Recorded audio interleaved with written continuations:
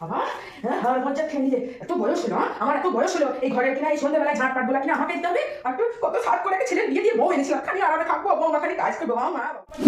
এমন আর জুতোটা পর যা ঠান্ডা পড়েছে খালি পায়ে ঘুরিস না জুতো পর জুতো পাচ্ছিস না তো মোজাটা পর বাবা রে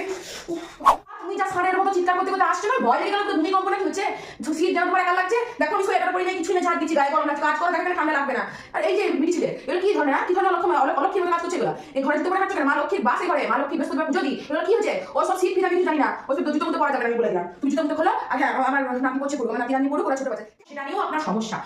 আমাকে নিয়ে আপনার সমস্যা আমি এদিকে চললে আপনার সমস্যা আমি ওদিকে চললে আপনার সমস্যা আমাকে নিয়ে আপনি আপনার সমস্যা সমস্যা আর সমস্যা এক কাজ করি আমি বাপের বাড়ি চলে যাই আপনি এই ঘর সংসার সমস্যা সবকিছু আপনি সামলেন আপনার ছেলে আপনার বর আপনার নাতি নাতনি সবাইকে আপনি সামলেন আমি চললাম বাপের বাড়ি বাপের বাড়ি চলে যাবে বাপের বাড়ি যাবে বাপের দুদিন পর আবার অভিমান করবা আমার পোলাকে আবার তোমাকে অভিমান ভাঙাইতে যেতে হবে কত নাটক আর কালে কালে কত দেখবো এই ঘরের কালে